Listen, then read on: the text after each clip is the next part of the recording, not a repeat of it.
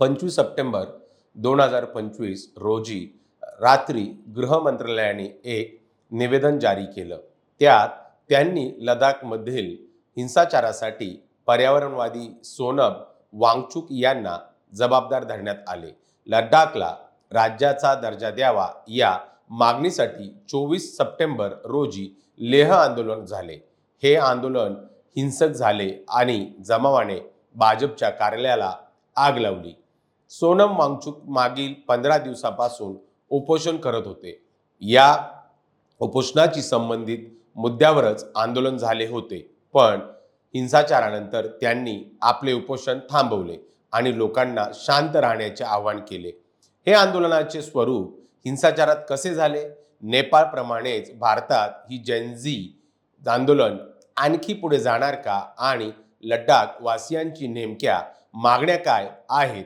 सविस्तर जाणून घेऊया या व्हिडिओच्या माध्यमातून. नमस्कार, मी गणेश आणि तुम्ही पाहताय राज्य लोकतंत्र. लडाख हा केंद्रशासित प्रदेश आहे, पण तिथे कुठलं विधिमंडळ नाही. कलम 370 रद्द होण्यापूर्वी लडाखमधून जम्मू काश्मीरच्या विधानसभेत 4 आणि विधान परिषदेत 2 प्रतिनिधी निवडून जायचे. सामाजिक, धार्मिक, राजकीय संघटना यांच्या सहित apex body Leh ABL, Kargil democratic alliance KDA या संघटना लडाखच्या 4 मागण्यांसाठी आंदोलन करत आहेत. 1. लडाखला पूर्ण राज्याचा दर्जा, राज्यघटनेचे 6वे परिशिष्ट लागू करणे, लडाखमध्ये आणखी एक संसदीय जागा वाढवणे आणि लडाखमध्ये लोकसेवा आयोगाची स्थापना या त्यांच्या 4 प्रमुख मागण्या आहेत.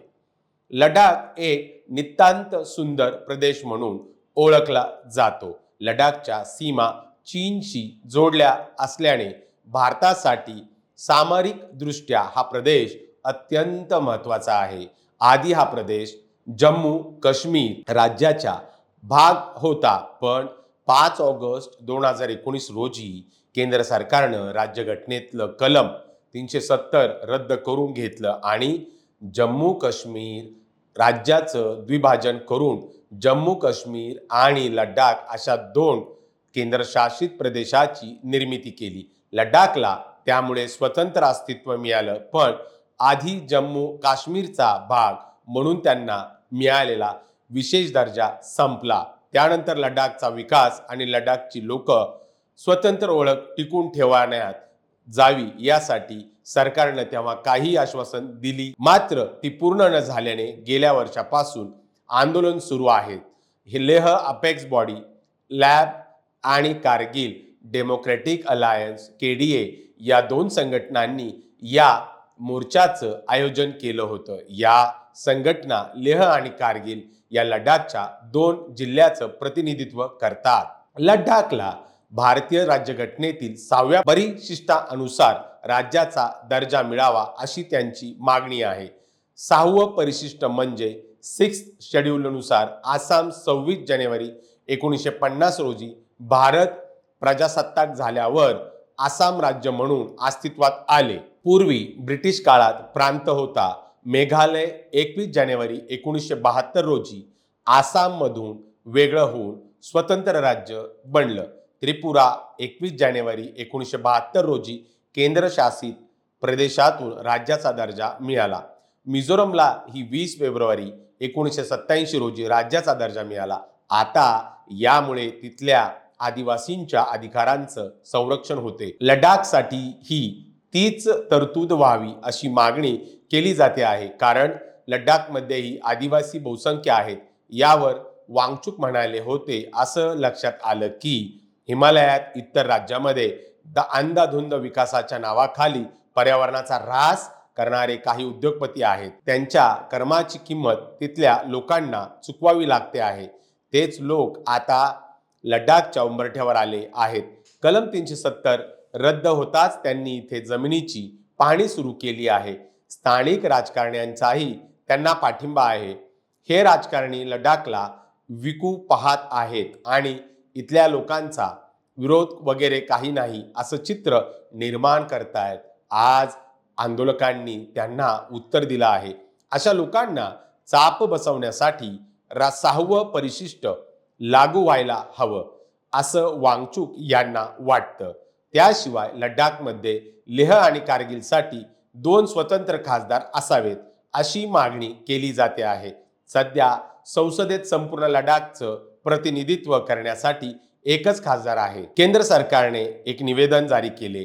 यामध्ये म्हटले आहे की काही व्यक्ती पूर्ण राज्य आणि 6व्या अनुसूचीच्या विस्ताराबाबत लडाखच्या लोकांशी झालेल्या चर्चेतील प्रगतीवर नाराज आहेत, अगदी त्यात अडथळा आणत आहेत. या मुद्द्यावर 6 ऑक्टोबरला होणारी उच्च अधिकार समितीची बैठक आता आंदोलन करणाऱ्या संघटनांशी संवाद साधण्यासाठी 25-26 सप्टेंबरला होणार आहे, असंही केंद्र सरकारनं म्हटलं.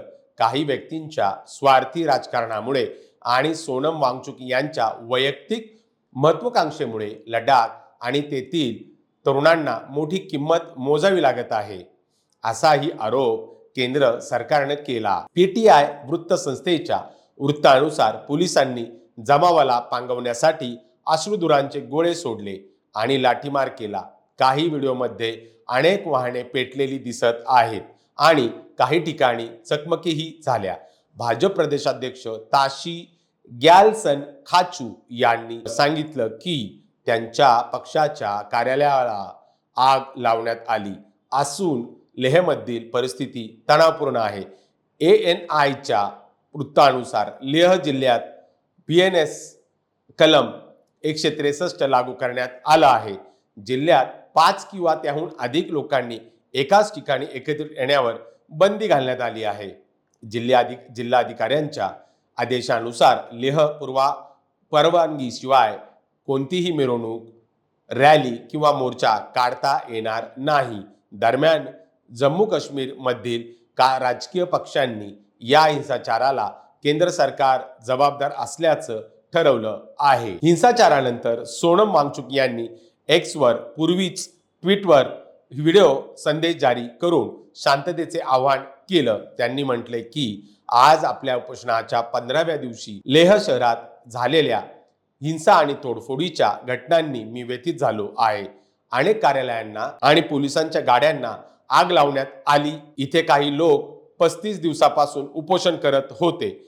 काल त्यापैकी 2 जणांची तब्येत खालावली आणि त्यांना गंभीर अवस्थेत रुग्णालयात दाखल करावं लागलं. यामुळे लोकांमध्ये तीव्र रोष आहे आणि आज संपूर्ण लेहमध्ये बंदची हाक देण्यात आली. या दरम्यान शेकडो तरुण रस्त्यावर उतरले. एका अर्थाने ही झेनझी क्रांती होती. गेल्या 5 वर्षापासून ते तरुण बेरोजगार आहेत. एकामागून एक कारण देऊन त्यांना नोकऱ्यापासून दूर ठेवण्यात आलं आहे आणि लडाखलाही संरक्षण दिलं जात नाही.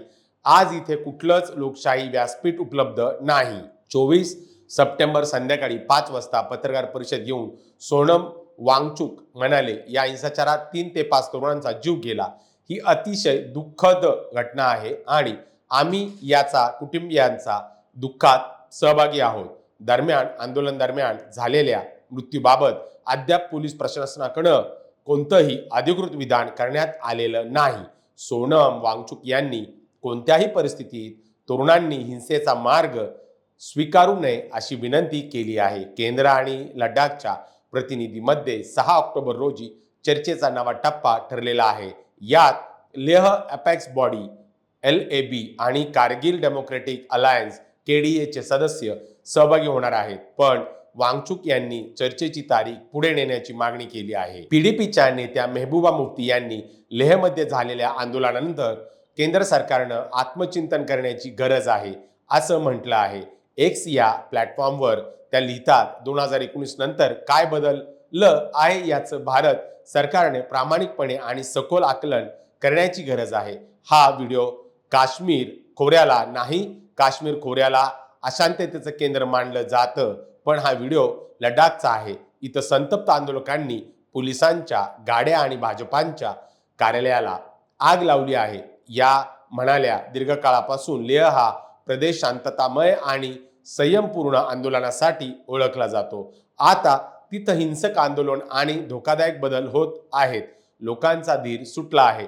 लोकांना आपली फसवणूक झाल्यासारखं वाटतंय, असुरक्षित वाटतंय आणि एकंदर पाहता लडाखच्या लोकांच्या ओळखीचा रोजगारांचा आणि अधिकारांचा प्रश्न हा केवळ राजकारण न पाहता त्यांच्या अस्तित्वाशी जोडला गेला आहे. केंद्र सरकारने प्रामाणिकपणे संवाद साधून ठोस निर्णय घेतला नाहीत तर परिस्थिती आणखीन बिघडू शकते. नेपाळ सारखी परिस्थिती उद्भवण्याआधीच केंद्र सरकारने या सगळ्या गोष्टीवर नियंत्रण ठेवून लडाख वासियांच्या मागण्यावर त्यांच्या सोबत योग्य प्रकारे संवाद साधला पाहिजे. बाकी याबाबत तुम्हाला काय वाटतं आम्हाला कमेंट करून नक्की कळवा आणि राज्य लोकतंत्र चॅनलवर नवीन असाल तर चॅनलला सबस्क्राईब करायला विसरू नका. धन्यवाद.